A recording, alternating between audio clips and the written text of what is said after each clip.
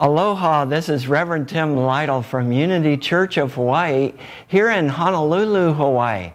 Welcome to our YouTube channel.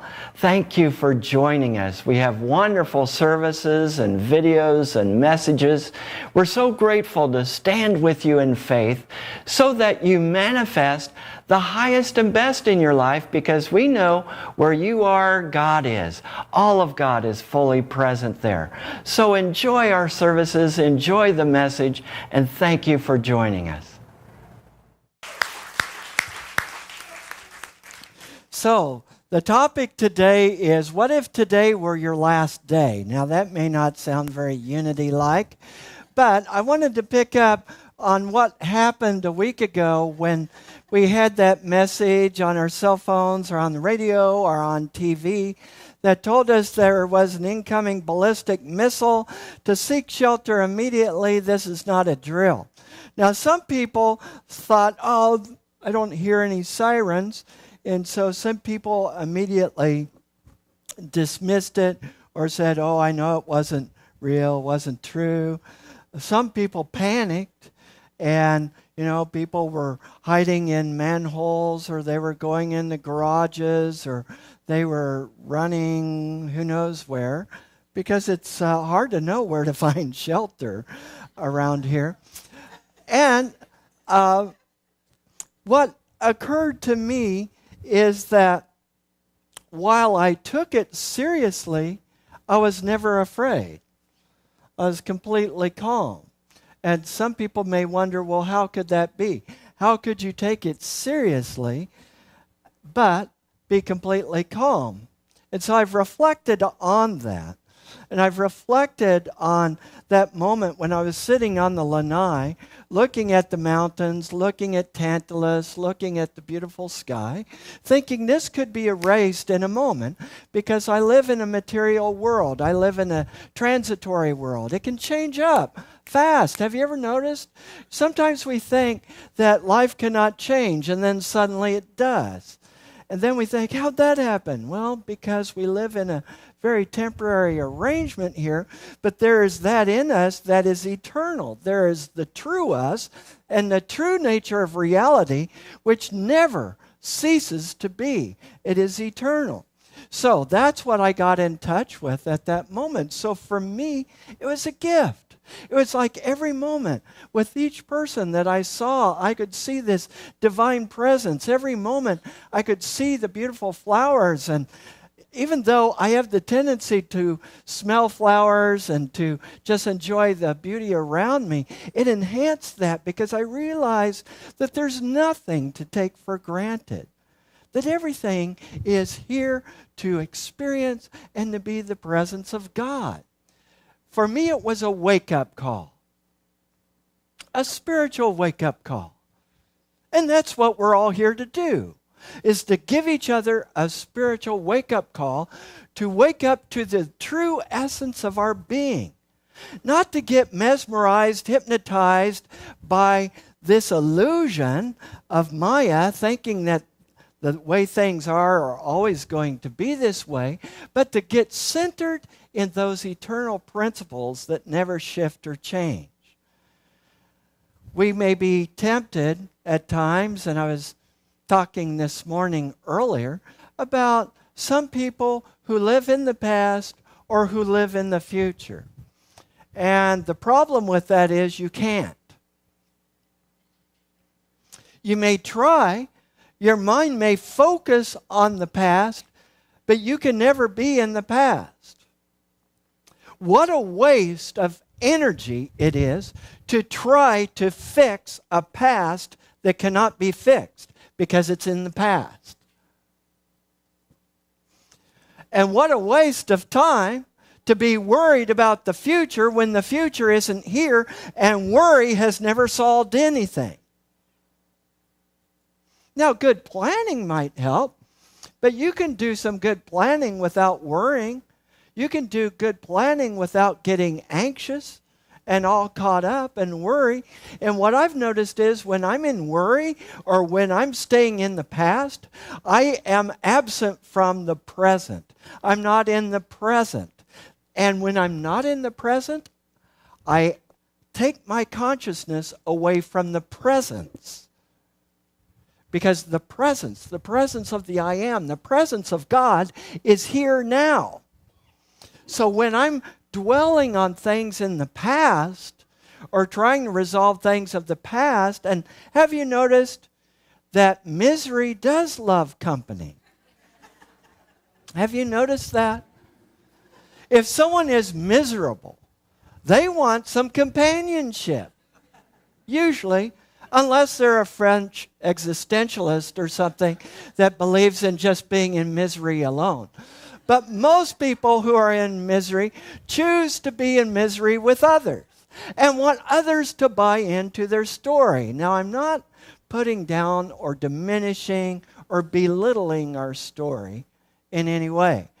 As I've stated before, for 12 years, I worked as a chaplain in psychiatry, doing counseling and leading groups and dealing with some very difficult things that were going on in people's lives.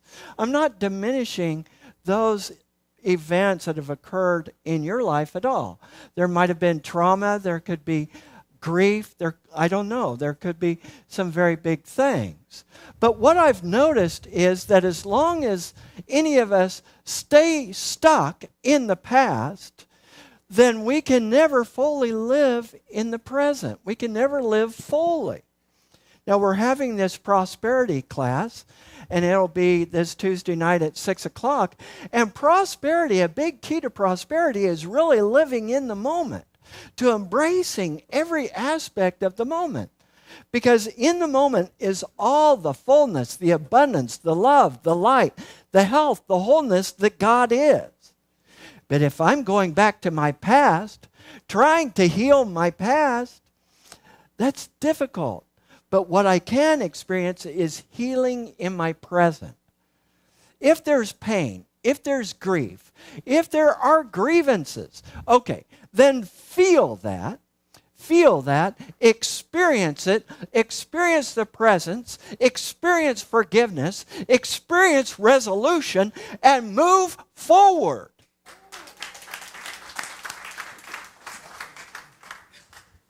It doesn't help to stay stuck in the past. It really doesn't.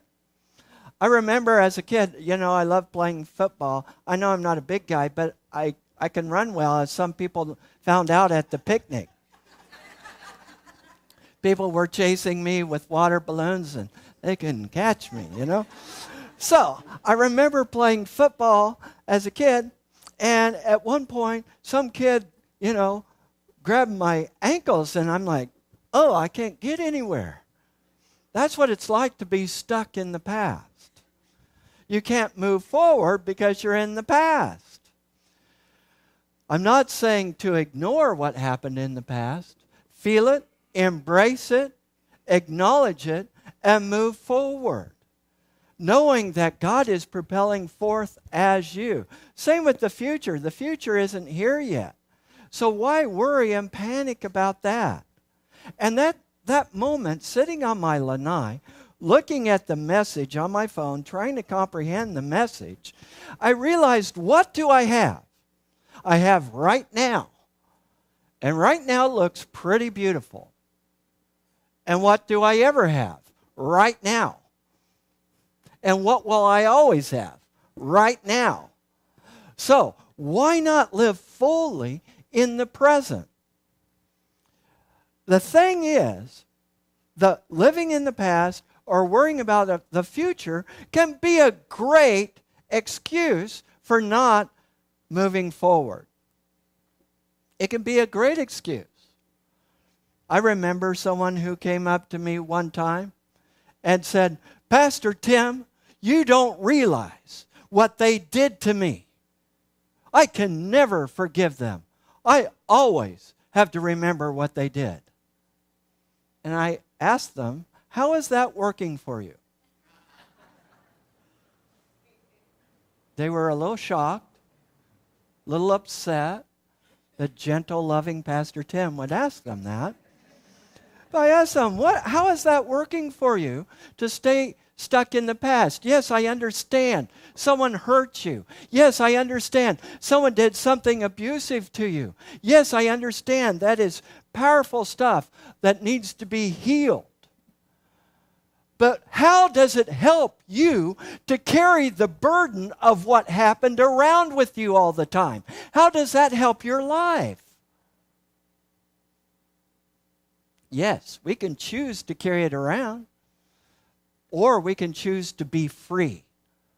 We can choose one moment, this moment, to be free. We can choose to be the presence of God. God is not worried about the past, and God is not worried about the future. And our true essence is the presence of God. So why are we staying stuck in any kind of story? Exactly. Live fully in the present. I believe that's part of why Jesus said, unless you become like a little child, you cannot enter the kingdom of heaven. You know, you watch little kids and, you know, they may have a fight and 10 minutes later they're playing with each other. How they do that? Well, it's because they're not hanging on to it. Jesus said, if you want to enter the kingdom of heaven, be like a little child. Experience the present. Live fully in the present. Embrace it. Now, sometime soon after I came here, I was telling someone that I used to be a certified lifeguard. And they were surprised because they thought evidently there was no water in Kansas.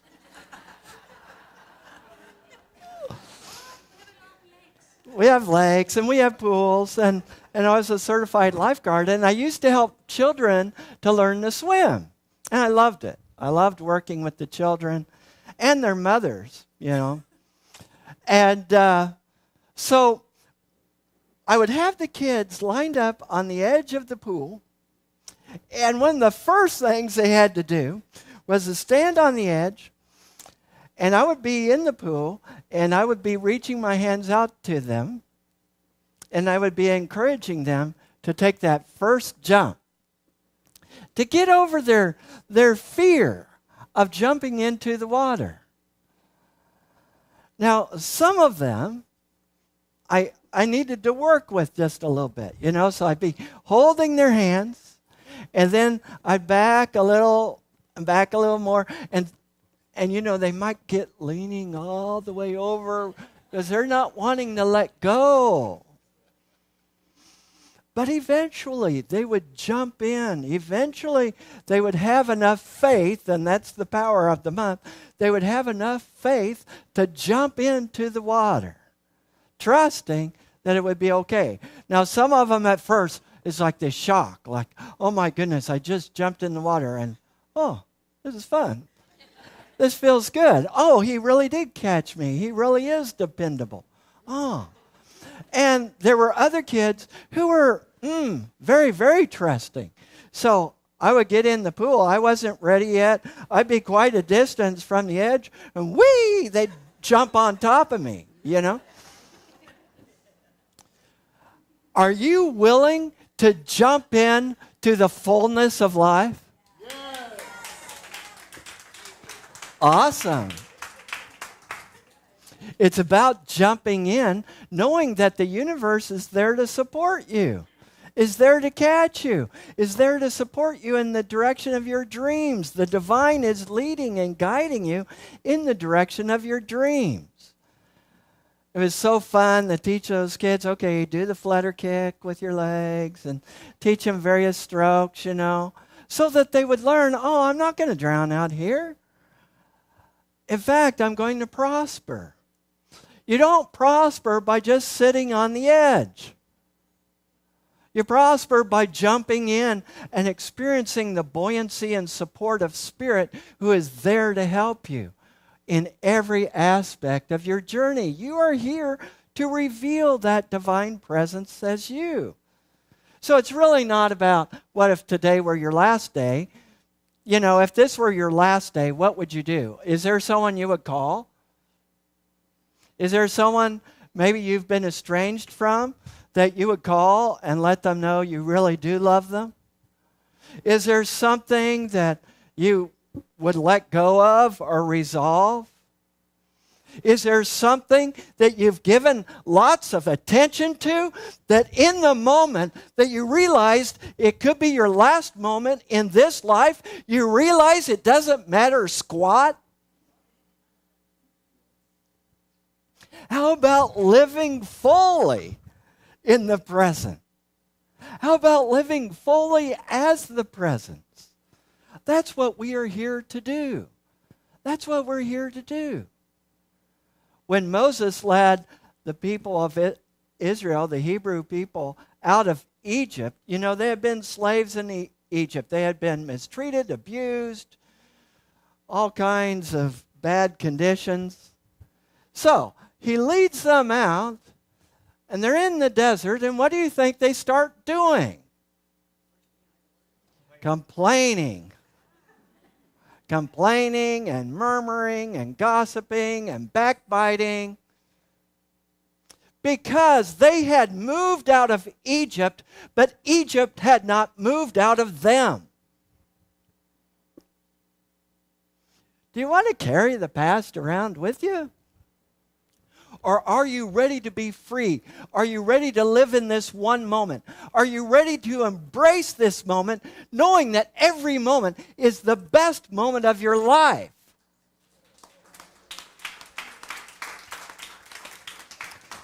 My good friend Paul Hasselbeck, who is a Unity teacher, says, have a good day in your consciousness. And I realize that's where it starts. Everything emanates from consciousness, and that's what we learn in the prosperity class.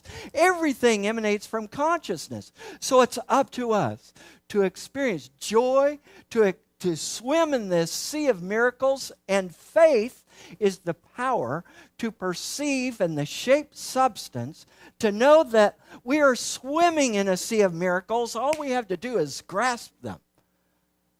All we have to do is reach out to them like that child reaching out to me, jumping off the edge, going into the pool, and the water's fine. Jump in and experience this one moment, every moment of your life, as freedom, peace, and the presence of God. Aloha. Thank you.